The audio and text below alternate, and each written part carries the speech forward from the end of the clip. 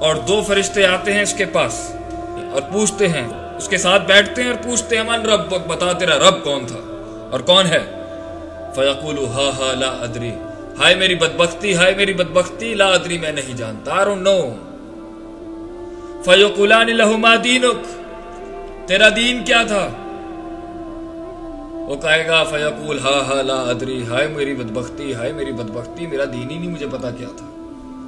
فیقولان لہ ما ھذا الرجل الذی بعث فیکم، یہ حضرت کون تھے جو تمہارے میں بھیجے گئے تھے؟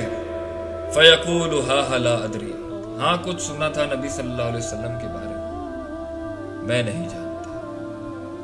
آسمانوں سے آواز آ جائے گی اس کے لیے کہ یہ جھوٹا ہے، اس کی قبر کو آگ سے سجا دو، جہنم کے دروازے کھول دو اور آنے دو اس میں سے ان گرم ہواؤں کو اور اس بھاپ کو اور اس گرمائش کو، تاکہ اسے احساس ہو کہ کس دنیا میں یہ جا رہا ہے، اور اس کی قبر کو تنگ کر دو اس حد تک کہ اس کی پسلیوں کی ہڈیاں آپس میں کرش نہ ہو جائیں۔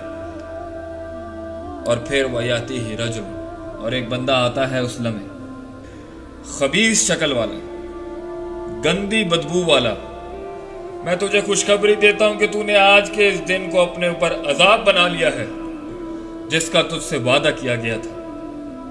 فَيَقُولُ مَنْ أَنْتَ، تو وہ اس تکلیف کے عالم میں جب اسے لوہے کے گرزوں سے فرشتے مار رہے ہوں گے، بجلیوں جیسی کڑکتی آوازوں سے سوالات کیے جائیں گے، بچھو اور سانپ اسے ڈس رہے ہوں گے جس کا ہزاروں سالوں تک کا اثر شاید اس کے جسم کے اندر رچ بس کے اس کو مارے گا، قبر تنگ کی جائے گی، ہڈیاں توڑ دی جائیں گی، اندھیرے چھا جائیں گے، امید ختم ہو جائے گی۔ اس عالم کے اندر اس سے وہ پوچھے گا اس شخص سے تو کون؟ تو وہ کہے گا میں تیری دنیا کی گندی خبیث اعمال ہوں۔ وہ کہے گا اللہ اگر یہ میری پرفارمنس ہے اللہ قیامت قائم نہ کرے۔ اے مسلمانوں، اپنے اختتام کو سوچو، یہ دکھایا نہیں جا سکتا، یہ صرف سمجھایا جا سکتا ہے۔ ایمان اسی چیز کا نام ہے، الذین یؤمنون بالغیب، یہ غیب ہے۔ یہ تو جس دن پردے اٹھ گئے اس دن تو کہانی ختم ہو جائے گی۔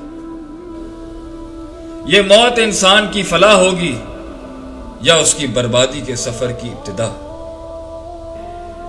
اسی لیے صحابہ اور نبی صلی اللہ علیہ وسلم جنہوں نے اپنی زندگیوں کو اللہ کے دین پر گامزن کیا، اسٹیبلش کیا اس کو اپنے اندر، وہ صرف ان ہولناکیوں سے ڈرتے تھے، آخرت کی تکلیف کو کہتے تھے اللہ وہاں پر نہ دیں یہاں دے دیں، give us in this world Allah but not in the آخرت۔ حضرت عثمان رضی اللہ عنہ سے لوگ کہتے تھے کہ جب جنت جہنم کا ذکر کیا جاتا ہے تو آپ پر اس کی تو کیفیت طاری ہوتی ہے، لیکن جب قبر کا ذکر کیا جاتا ہے اور موت کا ذکر کیا جاتا ہے تو آپ بہت روتے ہیں، حتیٰ کہ آپ کی داڑھی بھیگ جاتی ہے۔ تو یہ المیہ کیوں؟